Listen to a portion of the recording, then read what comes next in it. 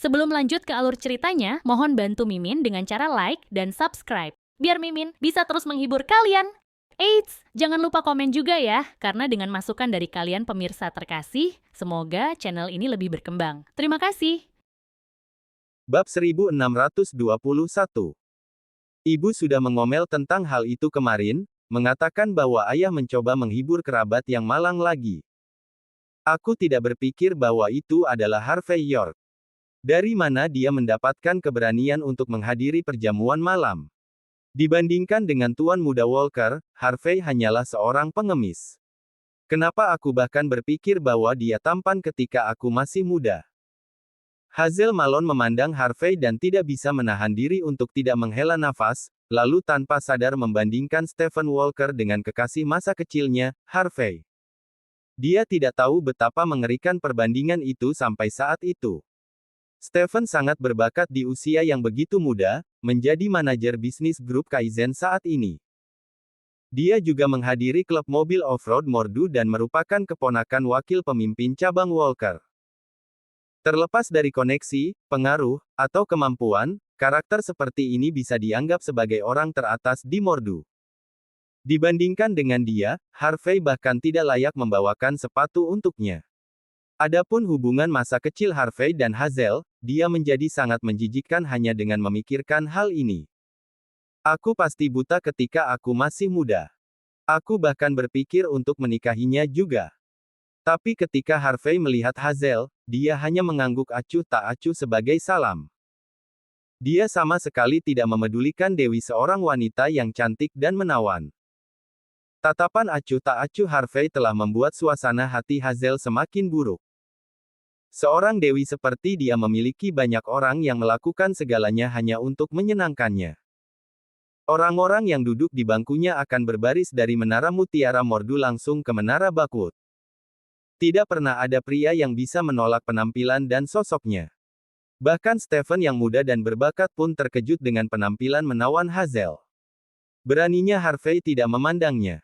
Tapi Hazel segera sadar kembali. Dia berpikir bahwa ini hanya cara sombong pria malang itu untuk bermain keras. Dia hanya orang miskin, tapi dia masih berusaha menarik perhatian Dewi dengan bersikap dingin dan menyendiri. Tapi jauh di lubuk hatinya, dia hanyalah seekor anjing yang menempel pada orang lain. Hazel membenci orang seperti ini. Berpura-pura menjadi dingin seperti pria kaya dan tampan ketika dia bahkan tidak bisa meluruskan identitasnya. Apa yang dia pikirkan? Apakah otaknya tersangkut di pantatnya atau semacamnya? Hazel merasa seperti melihat tipuan Harvey. Wajah cantiknya menunjukkan penghinaan dan sarkasme saat ini. Apa yang kau pikirkan, Harvey? Datang ke sini dan katakan halo. Ketika Juneli melihat Harvey menyesap tehnya, dia tidak bisa menahan diri untuk tidak mengerutkan kening dengan matanya yang tajam. Ini Tuan Muda Stephen Walker. Jika dia berada di gurun tandus, Southlight, statusnya akan lebih tinggi dari komandan pertama di sana. Seluruh keluargamu diberkati karena kau bisa bertemu dengannya. Kenapa kau masih duduk di sana? Bangun dan sambut dia. Harvey terus menyesap tehnya dan mengabaikan June. Stephen menyipitkan matanya yang panjang dan sipit, lalu terkekeh tanpa menggerakkan otot. Jadi, kau kodok menjijikkan yang menginginkan sepotong emas yang Hazel ceritakan padaku. Tidak, tidak, Harvey York. Aku Stephen, senang bertemu denganmu. Demi Hazel, kau bisa datang dan menemukanku jika kau butuh bantuan di Mordu. Stephen mengulurkan tangan kanannya dengan ekspresi lembut di wajahnya. Nada suaranya semakin menekankan kemurahan hati dan pemikirannya yang terbuka. Para wanita yang hadir menunjukkan kekaguman pada saat itu. Apa yang mendefinisikan senioritas? Apa yang mendefinisikan sosialita lingkaran atas? Ini benar. Kau tidak layak, kata Harvey dengan tenang. Kau tidak memiliki identitas, kekuatan, atau status. Orang-orang sepertimu bahkan tidak punya hak untuk berjabat tangan denganku. Bab 1622. Kerumunan mati diam setelah mendengar kata-kata itu. Semua orang terkejut saat melihat Harvey York. Harvey, apa sebenarnya yang kau maksud dengan itu? Juneli mengerutkan kening. Dia sangat marah. Stephen Walker memberimu rasa hormat karena menjabat tanganmu. Ini adalah kesempatan bagimu. Tidak apa-apa jika kau tidak ingin berjabat tangan, tetapi kau mengatakan bahwa dia tidak berhak menjabat tanganmu. Kau mengatakan bahwa dia memiliki status, kemampuan, dan identitas yang terlalu rendah. Dan bahwa dia tidak layak untuk menjabat tanganmu. Kau pikir kau siapa? Wakil pemimpin cabang Longman. Hazel Malone tercengang ketika dia menatap Harvey dengan takjub. Tapi dia segera mengerti bahwa Harvey, menantu yang menumpang itu, pasti datang ke Mordu untuk menjadi menantu yang menumpang di keluarga Malone. Pria malang ini pasti telah merencanakan untuk memiliki sepotong emas untuk dirinya sendiri. Melihat Hazel dan Stephen berkumpul pasti membuat Harvey cukup cemburu. Itu sebabnya dia mulai menghina Stephen.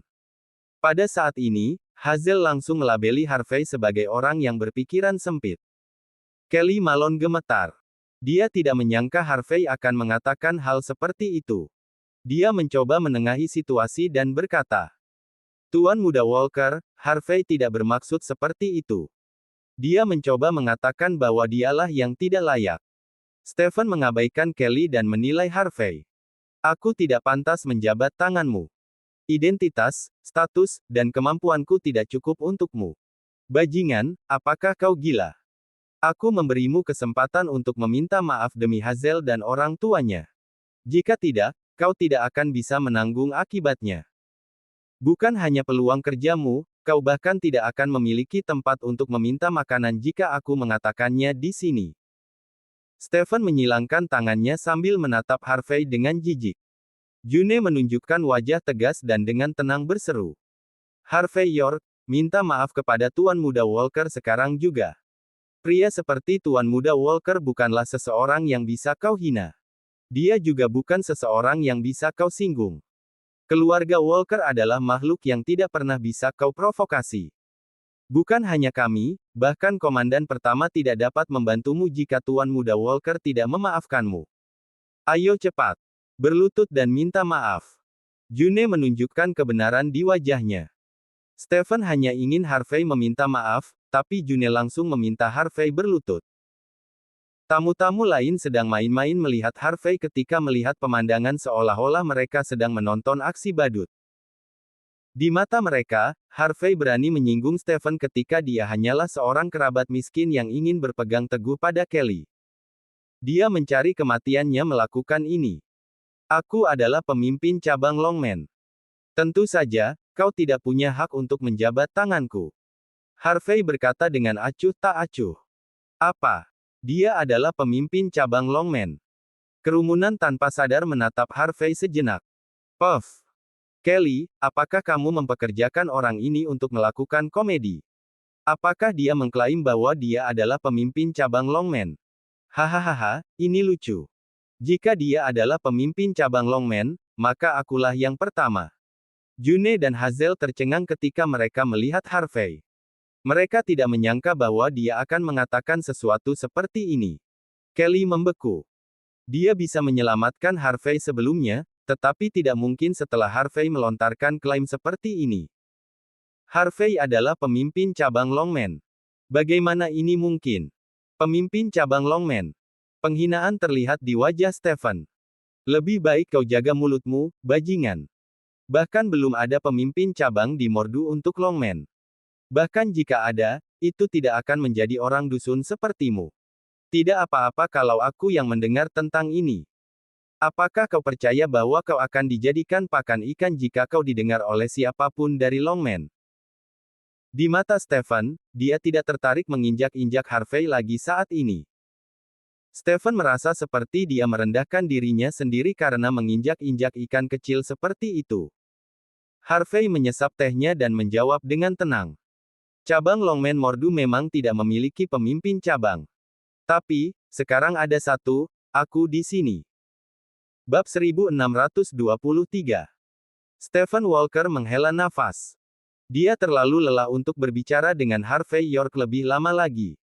Dia memandang Kelly Malone dan berkata, "Paman Malone, aku tidak akan memberitahu pamanku, wakil pemimpin cabang Walker, tentang hal ini untuk menghormati Hazel Malone dan Bibi Malone. Tapi, sebaiknya kamu mengirim udik desa ini kembali ke tempat asalnya. Jika tidak, bahkan aku tidak dapat membantumu jika dia mengatakan omong kosong di luar. Stephen menghela nafas, lalu berbalik dan pergi setelah mengucapkan kata-kata itu. Dia merasa seperti akan terseret ke dalam kekacauan jika dia bahkan tinggal di ruangan yang sama dengan Harvey. Semua tamu lain memiliki mata berkedut, lalu mereka semua berdiri dan menunjukkan senyum paksa di wajah mereka. CEO Malone, aku masih ada urusan yang harus kuurus di rumah, jadi aku akan pergi sekarang. Aku akan mentraktirmu makanan lain kali. Lain waktu. Setelah beberapa kata, para tamu berlari lebih cepat daripada yang bisa dilakukan kelinci. Dengan orang gila, Harvey, menyemburkan omong kosong di sini, para tamu juga akan mendapat masalah jika seseorang dari Longman mengetahui hal ini. Para tamu semuanya adalah rubah tua yang licik. Siapa yang akan menyinggung Longman, organisasi dengan bisnis dan keluarga besar, untuk pria yang baru mereka temui? Segera setelah itu, ruangan yang penuh dengan tamu hanya tersisa bersama Harvey dan Kelly, serta keluarganya. Tak satu pun dari peralatan dipindahkan ke meja yang penuh dengan makanan. Seluruh ruangan terasa sangat canggung. Mata June berkedut panik. Dia memelototi Harvey dengan marah dan berseru. Lihat dirimu. Kau hanya penuh dengan nasib buruk. Tuan Muda Walker pergi karena kau. Seluruh kerumunan tamu juga pergi. Apakah kau di sini untuk berpegang teguh pada kami atau menghancurkan seluruh keluarga kami? Kelly mengerutkan kening dan menjawab. June, kamu tidak bisa mengatakan itu begitu saja. Harvey adalah pria muda dan kuat. Dia hanya bercanda. Lagi pula, aku tidak tertarik dengan banci itu. Harvey membuatnya kesal adalah yang aku inginkan. Hanya apa yang kau inginkan. June mendidih karena marah. Apakah itu berarti kaulah yang menyuruhnya mengatakan bahwa dia adalah pemimpin cabang Longman Mordu? Apakah kau tidak tahu konsekuensi apa yang harus kita tanggung karena kata-kata itu? Aku memberitahumu sekarang.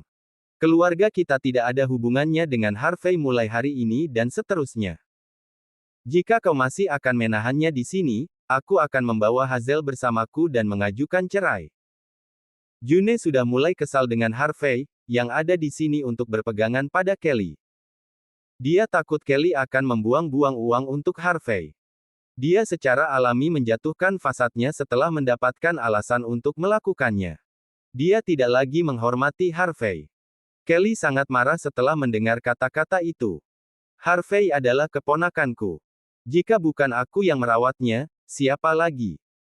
Sudah kubilang, aku tidak hanya akan membawanya berkeliling Mordu, aku bahkan akan membiarkannya bekerja di perusahaanku dan tinggal di villa baru yang baru saja kubeli. Baik, aku tahu itu. Villa yang kau beli dan posisi kosong untuk satu petinggi lagi, kau melakukan semua ini untuk pria yang penuh kesialan, Harvey, kan? June tertawa kecil karena marah. Bravo, Kelly Malone.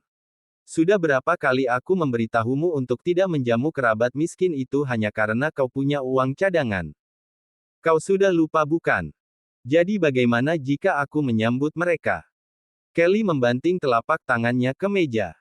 Aku dan York bisa dibilang keluarga saat itu. Jika bukan karena dia dan bantuan keluarganya, kita pasti sudah mati kelaparan sekarang. Sekarang Harvey tidak baik-baik saja, apa salahnya aku membantunya sebagai pamannya? Aku memberitahumu sekarang, aku tidak hanya akan mendukungnya, aku akan menjadikannya menantu kita. Kau tidak punya pilihan selain setuju.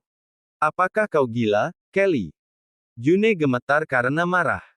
Kau ingin dia menjadi menantu kita yang menumpang. Bagian mana dari dirinya yang layak dinikahi Hazel?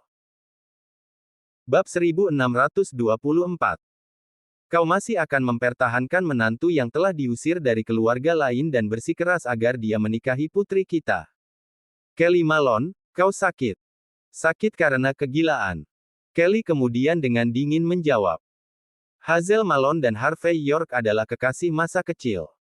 Kedua keluarga sudah menyetujui pernikahan saat itu. Aku hanya menghormati akhir dari janjiku. Mengapa? Apakah itu buruk? Kau Juneli sangat marah sehingga dia tidak bisa mengatur napas. Dia duduk di kursi dan memelototi Kelly seolah ingin mencabik-cabiknya. Hazel mengerutkan kening. Dia semakin jijik semakin dia melihat Harvey pada saat itu.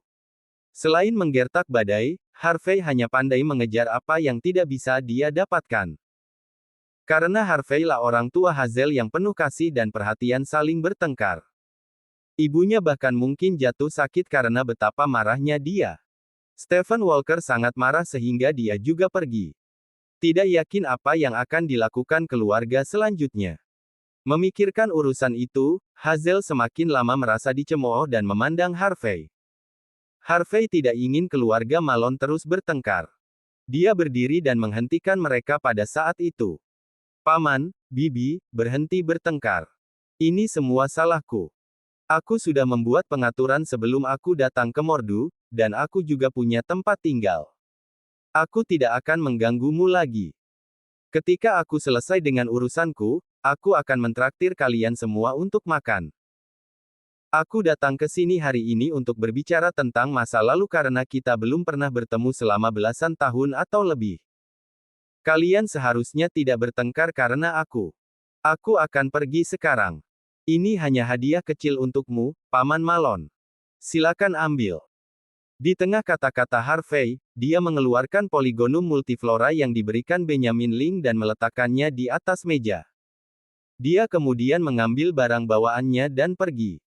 Dia pergi begitu saja. Dia tidak hanya berpura-pura. Hazel membeku. Dia pikir Harvey sedang mencoba untuk memerankan seluruh pertunjukan, tetapi Harvey pergi. Harvey, jangan pergi. Hazel, cepat dan bawa dia kembali. Dia bahkan tidak terbiasa dengan tempat ini. Bagaimana jika sesuatu terjadi padanya? Kata Kelly cepat. Siapa yang peduli jika sesuatu terjadi padanya? Seru June. Karena dia sudah memiliki pengaturan, kita harus membiarkannya pergi. Mengapa kau masih di sini mencoba untuk terlibat? Hazel, jangan pergi. Hazel ragu-ragu. Dia juga tidak ingin mengejar Harvey, jadi dia tetap duduk di kursi tanpa bergerak. Hazel dan Harvey memang kekasih masa kecil. Tetapi jika dia mengejar Harvey, keluarganya akan berada dalam kekacauan total. Melihat Hazel duduk di kursinya, Kelly secara naluriah ingin keluar dari ruangan. June segera berdiri tepat di samping jendela dan dengan dingin berkata, Kelly Malone, aku akan melompat keluar sekarang jika kau pergi ke sana. Mari kita lihat siapa yang takut pada siapa. Kau. Kelly gemetar karena marah. Dia tahu bahwa istrinya sangat keras kepala. Jika dia mengejar Harvey, June mungkin akan melompat keluar jendela pada saat itu. Untuk saat ini, dia hanya bisa mengirim pesan teks ke Harvey. June tertawa dingin, melihat Kelly tidak mengejar Harvey. Dia kemudian melihat kotak yang diberikan Harvey dengan penuh penghinaan. Hadiah. Hadiah macam apa yang bisa diberikan oleh orang dusun? Hahaha, jamur. Dan semuanya juga kering. Kelly, keponakanmu tersayang berusaha sangat keras hanya untuk memberimu hadiah ini. Dia pasti meninggalkan ini di bawah matahari sepanjang sore juga. Demi kemurahan hatinya, aku akan menyiapkan sup ayam dengan jamur malam ini dan membiarkanmu merasakan beratnya hadiah ini. Bab 1625. Harvey York berjalan keluar dari gedung perdamaian, lalu melirik ke belakangnya tanpa mengucapkan sepatah kata pun. Dia memang pemimpin cabang Longman Mordu, dan disinilah dia akan mengungkapkan identitasnya. Meskipun Kelly Malone dan keluarganya tidak mempercayai Harvey, mereka akan melakukannya di masa depan. Harvey juga tidak punya niat untuk menjelaskan. Dia memanggil taksi dan pergi ke tujuan yang diatur Tyson Woods untuk mereka. Ponsel Harvey bergetar saat ini. Sebuah pesan teks diteruskan.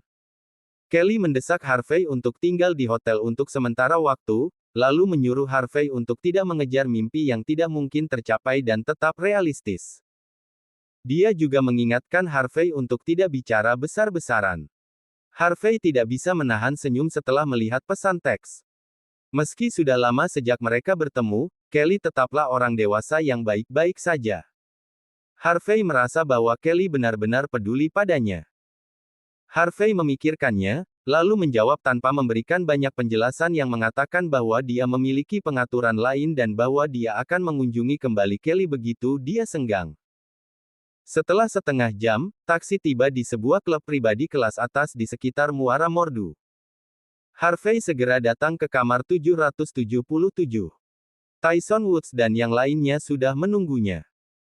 Setelah melihat Harvey masuk, Tyson, Old Niner, dan George Zabel semua berdiri sambil menunjukkan ekspresi hormat di wajah mereka. Setelah mengetahui bahwa Harvey berada di Mordu untuk menjadi pemimpin cabang baru Longman di sini, Old Niner dan George sangat ingin menyenangkannya. Mereka berdua adalah pasukan utama yang menuju Mordu lebih awal untuk mengatur masalah dan mendapatkan lebih banyak informasi. Harvey dengan santai mencari tempat duduk dan dengan tenang bertanya, "Mengapa kalian semua memilih tempat seperti ini? Sekarang kita di sini untuk memperluas wawasan kita, bukankah lebih baik jika kita memilih tempat yang lebih baik untuk menetap?" Tyson memelototi Old Niner. Old Niner terkekeh. "Tuan York, kami sudah memilih tempat untuk kami tinggali. Tetapi karena Mordu adalah tempat dengan orang-orang rumit di sekitarnya, ada orang-orang kuat dari berbagai negara di mana-mana. Karena kami adalah orang luar, tempat yang kami pilih tidak cukup baik. Kami merasa tempat yang kami pilih sebelumnya tidak sebersih dan tidak sesuai dengan identitas Anda. Itu sebabnya saya meminta saudara-saudara saya merenovasi tempat baru selama beberapa hari terakhir. Kami akan membawa Anda ke sana setelah semuanya selesai. Untuk beberapa hari ke depan, kami sudah memesan kamar presidential suite untuk Anda. Selain itu, klub pribadi ini diam-diam. Ini akan cocok untuk mengobrol dan berbicara bisnis. Tuan York, Anda pasti memiliki urusan penting yang harus Anda tangani karena Anda sudah berada di sini di Mordu. Kami tidak dapat menemukan tempat acak untuk membicarakan bisnis." Harvey sedikit mengangguk, lalu mengalihkan pandangannya ke arah George dan bertanya dengan tenang. "Kau bertanggung jawab mengumpulkan informasi. Karena kau sudah berada di sini selama beberapa hari, seberapa banyak yang kau ketahui tentang cabang Longman di sini?" Di tengah pidatonya, Harvey mengangkat busur bubur di depannya dan mulai menyeruputnya. George tersenyum dan menjawab, "Tuan York, saya mengumpulkan cukup banyak informasi selama beberapa hari terakhir. Tapi ada terlalu banyak petunjuk. Saya belum bisa menyusun garis besar dulu. Mengapa Anda tidak menanyakan apapun yang ingin Anda ketahui, dan saya akan menjawabnya?" Harvey mengangguk. "Tentu. Mari kita bicara tentang situasinya sekarang. Apakah ada orang yang tampaknya paling mampu di cabang Mordu Longman? Situasi telah stabil untuk saat ini, dan pengocokan pasukan sekarang telah berhenti. Mari kita bicara tentang keluarga Bauer untuk saat ini. Oliver Bauer memiliki sekitar selusin istri, tetapi dia hanya memiliki 4 putra. Tak satu pun dari mereka setidaknya sedikit mampu. Keluarga itu terpecah menjadi 2 faksi, dan mereka telah bertarung tanpa henti. Orang-orang terus-menerus mati akhir-akhir ini." George mengeluarkan ponselnya di tengah pidatonya. Bab 1626. George Zabel dengan hormat membuka sebuah foto di ponselnya, menayangkannya di televisi, dan kemudian memulai penjelasannya. Dari 4 putra dari keluarga Bauer, putra kedua dan ketiga sama-sama kotor. Tidak ada yang baik untuk dibicarakan. Tetapi putra sulung, Aiden, dan putra bungsu, Marco, adalah orang-orang yang cukup cakap.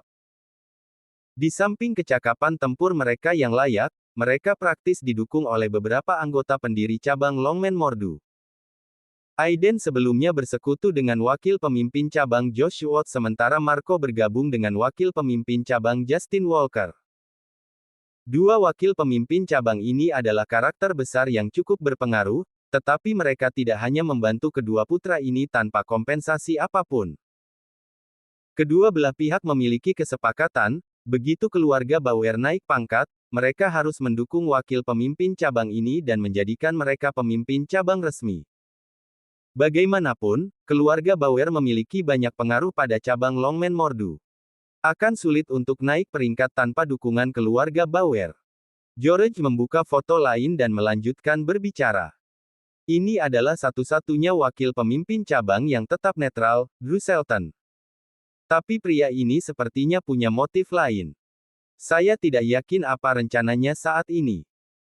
Di mata orang luar, mereka berpikir bahwa dia tampaknya tidak peduli dengan urusan memilih pemimpin cabang Longmen yang baru dari Mordu. Harvey mengulurkan tangannya untuk mengetuk meja, lalu menjawab dengan tenang. Menarik. Sederhananya, nomor 1, Aiden dan Marco Bauer memiliki peluang tinggi untuk naik peringkat. Nomor 2, wakil pemimpin cabang Longmen Mordu, Marco dan Justin, keduanya memiliki motif lain. Jadi, menilai ini, aliansi Marco dan Justin adalah yang terkuat saat ini. George kemudian dengan tenang mengingatkan. Tuan York, Anda melupakan Josh Watt. Harvey tidak mengatakan sepatah kata pun, tetapi Tyson Woods dengan tenang menjawab. Tidak ada Josh Watt. Kata-kata itu segera menyebabkan George gemetar. Dia mendapat kabar sebelumnya bahwa keluarga Watt berlari ke Buckwood dengan arogan. Sepertinya nasib mereka telah disegel setelah itu. Setelah mencerna berita mengejutkan tersebut, George melanjutkan penjelasannya. Tuan York, ini berarti Marco memiliki peluang yang sangat tinggi untuk naik peringkat. Begitu dia melakukannya, itu akan cukup merepotkan karena dia bermitra dengan Justin. Justin juga rubah tua yang licik. Dia telah menanam anak buahnya di dalam grup Kaizen selama beberapa tahun. Begitu dia menemukan cara untuk membuat perusahaan di bawah kendalinya, dia akan lebih sulit untuk dihadapi. Harvey tertawa kecil. Kalau begitu, kita harus memfokuskan upaya kita untuk berurusan dengan Marco dan Justin dulu. George menjawab. Itulah rencananya. Meskipun kita juga tidak boleh meremehkan Drew. Harvey memikirkan situasinya, lalu bertanya. Bukankah cabang Longmen Mordu mengirim kabar bahwa siapapun yang membunuhku akan menjadi pemimpin cabang berikutnya di sini? Apakah orang-orang ini lelah membalas dendam dan mulai bersaing satu sama lain sekarang? George dengan sinis mencibir, lalu menjawab. Tuan York, tidak mungkin orang-orang ini memiliki emosi yang terikat pada Oliver sama sekali.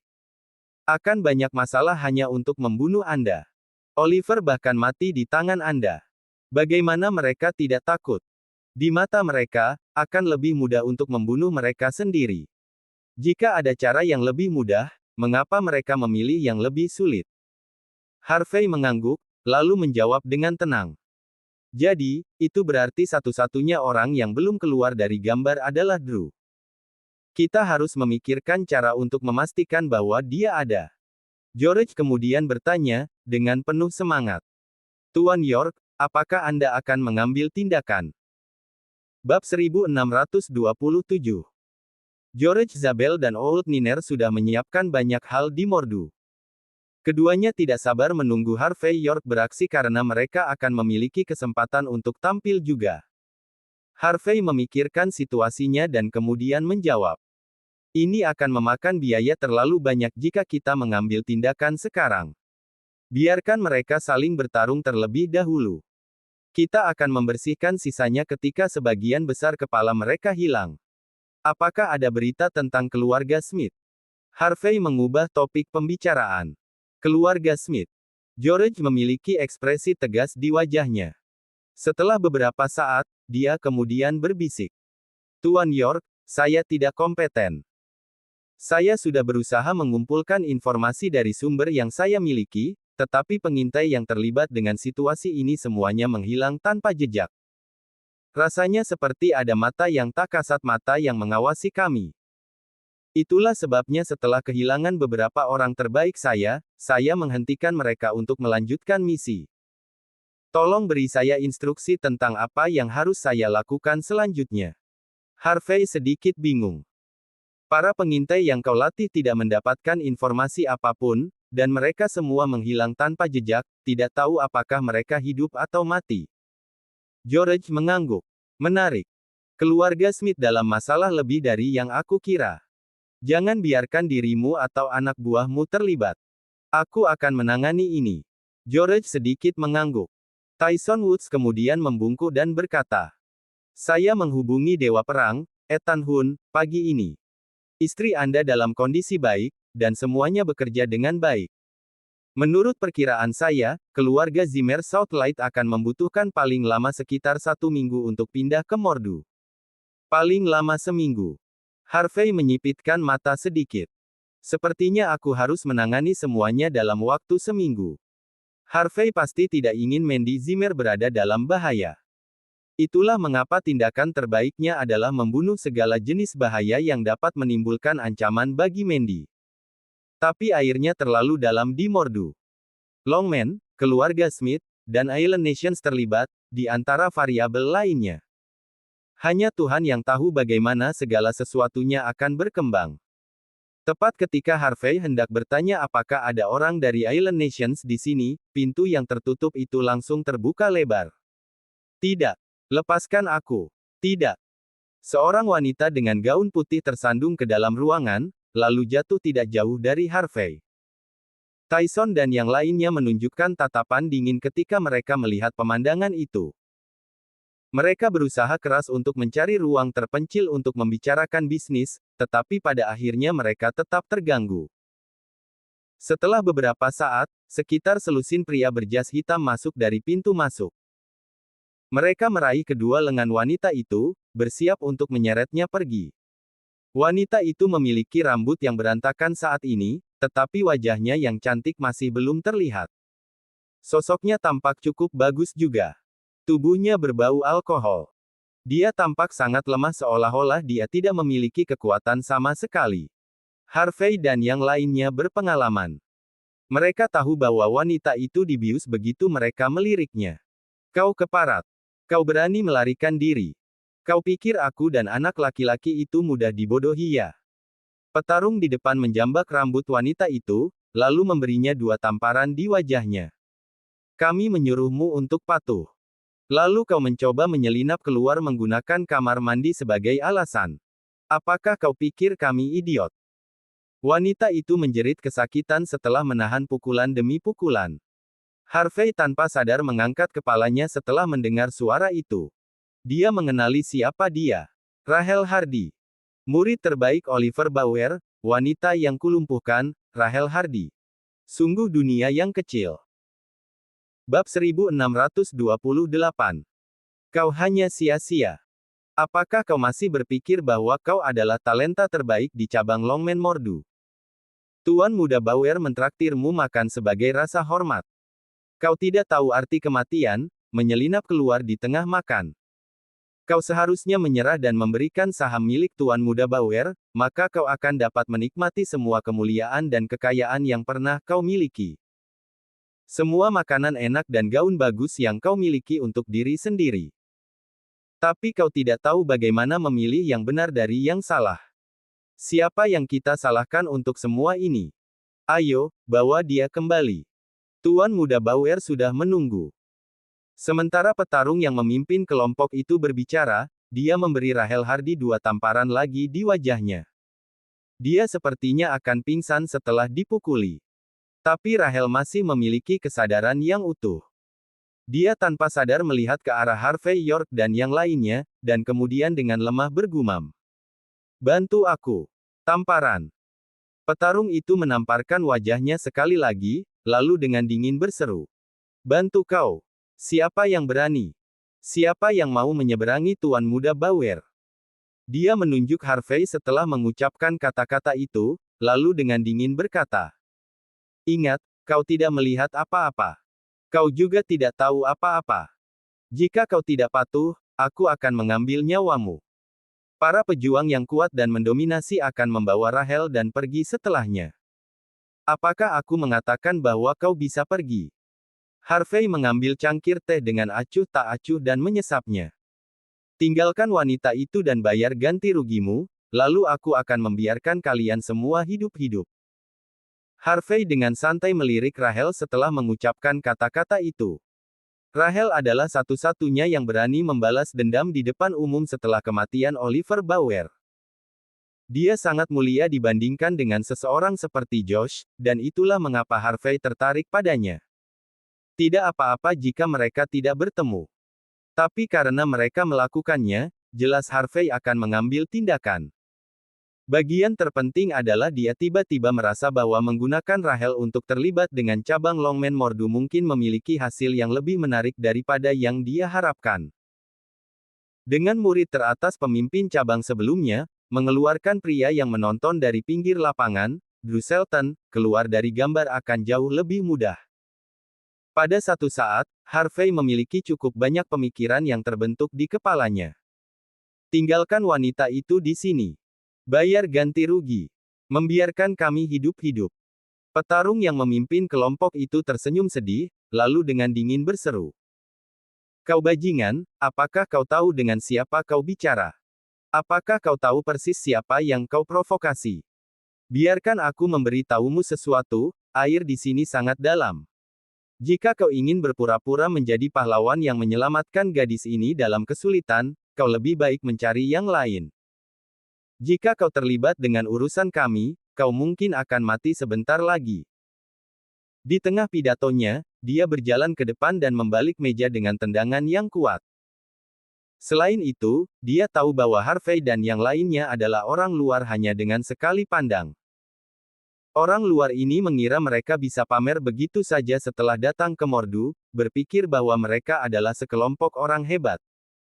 Jika kita tidak memberi mereka pelajaran hari ini, mereka tidak akan tahu rasa darah.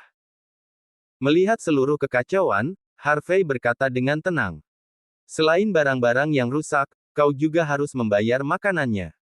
Tinggalkan wanita itu di sini dan beri aku kompensasi $1 juta, lalu berlutut dan minta maaf. Setelah kau selesai, baru kau bisa pergi. Aku sangat tidak sabar. Bang! Sebelum petarung itu bahkan marah, pintu ditendang terbuka pada saat ini. Sekitar 30 pria mengenakan jas hitam masuk ke dalam ruangan dengan selusin pria dan wanita mengenakan pakaian tradisional di belakang mereka. Para pria terlihat tampan, sedangkan para wanita terlihat menawan. Ada seorang pria berambut panjang di tengah kelompok dengan cerutu di mulutnya, tampak seperti pria pucat yang sembrono. Ekspresi George Zabel berubah panik setelah melihat pria itu, lalu diam-diam berseru. Aiden Bauer. Harvey menyipitkan mata. Kebetulan sekali. Bab 1629. Setelah melihat Aiden Bauer, Harvey York mengerti mengapa Josh Ward ingin bersekutu dengannya. Aiden tampak seperti playboy kaya tidak peduli bagaimana Harvey memandangnya. Akan mudah untuk mengendalikan seseorang seperti dia jika dia yang naik pangkat. Josh bahkan bisa mengendalikan grup Kaizen melalui Aiden dan bahkan mungkin seluruh keluarga Bauer. Josh punya rencana yang cukup bagus. Sayang sekali dia menyinggung seseorang yang seharusnya tidak dia sakiti dan bayar dengan nyawanya. Victor, mengapa kau membuang begitu banyak waktu hanya untuk membawa kembali seorang wanita lumpuh? Aiden berjalan ke depan dan segera memberikan tamparan keras di wajah petarung arogan itu. Apakah kau tidak tahu bahwa jika kau tidak kompeten dalam melakukan tugasmu, kau akan dilayani oleh hukum keluarga? Aku sudah menurunkan celanaku di tengah jalan. Mengapa kau masih membuang-buang waktumu di sini? Apakah kau bermain-main? Victor sangat takut sehingga wajahnya kehilangan semua warna. Dia segera membungkuk dan menjawab. Tuan Muda Bauer, ini salahku, ini semua salahku. Aku membuatmu tidak bahagia. Tapi aku tidak bisa disalahkan untuk semua ini. Orang luar ini berpikir bahwa mereka adalah orang hebat yang mencoba menyelamatkan gadis itu dalam kesulitan. Mereka tidak hanya ingin aku menyerahkan Rahel Hardy, tetapi mereka juga menuntut $1 juta sebagai kompensasi. Oh, ada orang sombong seperti ini di zaman sekarang ini. Jika aku ingat dengan benar, bukankah orang-orang itu biasanya diinjak-injak sampai mati oleh Longmen? Aiden menunjukkan ekspresi sombong dan arogan, lalu menyipitkan mata saat dia menatap Harvey. Dia kemudian berseru dengan dingin. Bocah, kau menghalangi anak buahku dan menuntut uangku. Siapa kau sebenarnya? Apakah kau pikir orang luar sepertimu bisa berkeliaran di Mordu sambil bertindak mendominasi ketika kau punya sedikit uang? Kau menyelamatkan gadis itu dalam kesulitan. Apakah kau bahkan tidak tahu batasmu? Biarkan aku memberitahumu semua, jika aku tidak membunuh 1000 kotoran sepertimu, aku akan memastikan bahwa aku membunuh setidaknya 800. Biarkan aku memberitahumu hal lain, Mordu adalah wilayahku. Aku memiliki keputusan akhir. Bahkan Tuhan tidak bisa menyelamatkanmu di sini. Kau tidak berguna. Aiden sangat ingin menyodok cerutunya tepat di wajah Harvey. Tatapannya penuh dengan penghinaan pada saat itu. Dia memutuskan bahwa Harvey dan sekelompok orang luar tidak mampu berbuat banyak. Semua pria dan wanita yang mengenakan pakaian adat saling berpandangan, lalu menunjukkan ekspresi antusias menyaksikan pertunjukan yang berlangsung. Mereka semua merasa seperti Harvey hanya mencari kematiannya. Karakter seperti apakah Aiden itu? Tidak hanya dia akan menjadi patriark keluarga Bauer, tetapi dia juga akan bertanggung jawab atas grup Kaizen dan menjadi wakil pemimpin cabang Longmen berikutnya di Mordu. Orang luar bahkan tidak tahan menyinggung pria seperti ini. Beberapa teman wanita menunjuk Harvey dan yang lainnya dengan hidung mereka. Mereka merasa bahwa Harvey sudah ketakutan setengah mati, duduk di sofanya. Aku memberimu satu kesempatan terakhir. Tinggalkan Rahel Hardy dan bayar. Berlutut 3 kali penuh, dan aku akan menyelamatkan nyawamu. Jika tidak, tidak ada dari kalian yang pergi kemanapun malam ini. Harvey berbicara dengan nada tenang sementara dia meletakkan cangkir tehnya ke samping. Puff. Teman-teman wanita itu tertawa terbahak-bahak sambil menatap Harvey, penuh dengan penghinaan. Mereka telah melihat orang-orang menggertak badai sebelumnya, tetapi tidak ketika hidup mereka dipertaruhkan. Beberapa orang luar akan berani menantang Aiden sendiri. Mereka belum tahu seperti apa rasanya kematian. Aiden tertarik. Dia mulai di Harvey seperti dia idiot, lalu bertanya dengan dingin. Kau mengancamku. Apakah kau mengancamku sekarang, bocah? Apakah kau bahkan tahu siapa aku? Aiden duduk tepat di depan Harvey dengan menyilangkan kaki, lalu menunjuk Harvey. Ayo, biarkan aku melihat bagaimana kau akan berurusan denganku. Bagaimana kau akan membuatku tinggal. Semua temannya tertawa terbahak-bahak setelah mendengar kata-kata itu. Mereka suka menginjak-injak orang yang tidak tahu apa-apa seperti mereka yang tidak tahu apa yang baik untuk mereka. Harvey tidak membuat satu gerakan pun. Dia memandang Tyson Woods dan berkata dengan tenang. Aku ingin mereka hidup. Bab 1630. Suara mendesing. Tyson Woods tidak membuang waktu untuk berbicara dan maju selangkah, mendorong beberapa petarung ke samping. Dia meraih Rahel Hardy, yang terbaring di tanah dan melemparkannya ke kanan ke arah George Zabel. Old Niner berjalan ke depan dan melindungi Rahel di belakangnya tanpa perintah apapun. Kau keparat. Kau berani melawan kami. Victor gemetar karena marah. Dia mengeluarkan senjatanya dan mengarahkannya tepat ke Tyson. Aku ingin kau mati. Sebelum Victor bahkan bisa menarik pelatuknya, Tyson dengan dingin terkekeh dan menerkam ke depan. Sebelum ada yang bisa bereaksi, dia sudah berada di depan Victor dalam sekejap mata. Kemudian dengan gerakan cepat, senjata api sudah berada di tangan Tyson. Ikan kecil seperti ini tidak pantas untuk dijatuhkan oleh Harvey York. Mereka bahkan tidak bisa melewati Tyson. Kau ingin aku mati? Tyson acuh tak acuh tentang situasi itu. Ketika aku bertahan hidup di dunia bawah, kau masih bermain di lumpur. Tyson menjambak rambut Victor dan membanting wajahnya ke meja marmer. Bang! Seiring dengan suara ledakan keras, Victor lumpuh di tanah tanpa kekuatan untuk melawan. Aiden Bauer dan yang lainnya terkejut. Mereka tidak bisa sadar. Mereka tidak pernah berpikir bahwa Harvey akan ditemani oleh semacam pengawal yang memiliki tingkat keterampilan ini. Ini adalah wilayah mereka. Di wilayah mereka, salah satu raksasa yang melayani Aiden dipukuli oleh seorang pria lajang. Dari mana datangnya keberanian mereka? Bagaimana mereka seberani ini? Saat berikutnya, Aiden melambaikan tangannya sambil menunjukkan ekspresi sedingin es. Semua petarung di samping Aiden segera mengeluarkan senjata mereka, mengarahkan mereka tepat ke Harvey dan yang lainnya. Berlutut, atau kalian semua tertembak. Seiring dengan kata-kata Aiden, semua petarung yang kuat melepas pengaman mereka dengan senjata api mereka. Semua orang siap untuk melompat ke tenggorokan masing-masing. Senjata api akan menembak setiap saat. Tyson, kau mulai sedikit berkarat. Harvey perlahan berdiri dari sofanya. Pada saat itu, sekitar selusin senjata api diarahkan tepat ke kepala Harvey. Harvey pasti tidak akan memberi mereka kesempatan untuk menembakkan senjata mereka. Dia menyandarkan tubuhnya dan bergegas maju dengan kecepatan ekstrim. Sebelum Aiden bahkan bisa bereaksi padanya, mereka sudah saling berhadapan.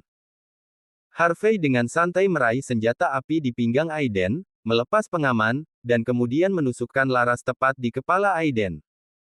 Apa? Kerumunan pejuang yang kuat kembali ke akal sehat mereka. Mereka tidak akan berani masuk, melihat pemandangan itu, tetapi mereka juga tidak bisa mundur begitu saja. Adegan itu cukup canggung.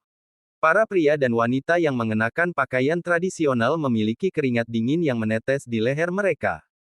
Mereka buru-buru menghindari adegan itu.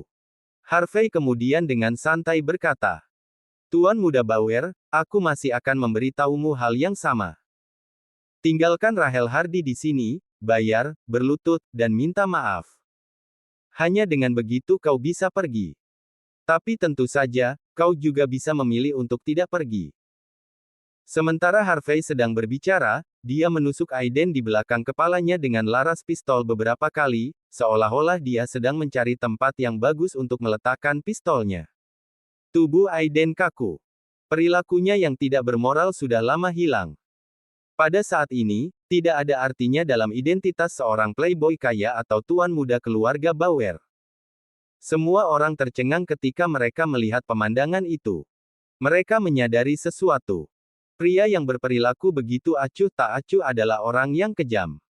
Jika ada yang melakukan sesuatu dengan gegabah, pria itu tidak akan keberatan menarik pelatuknya.